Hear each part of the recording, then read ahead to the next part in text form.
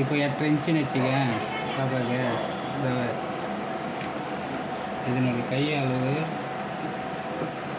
இதான் போட்டேனே. 9 இன்ச்சு கை லூஸு.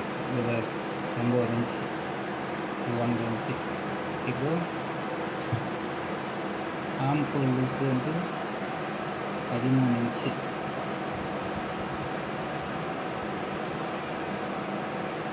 இதுதான் நெட்டு.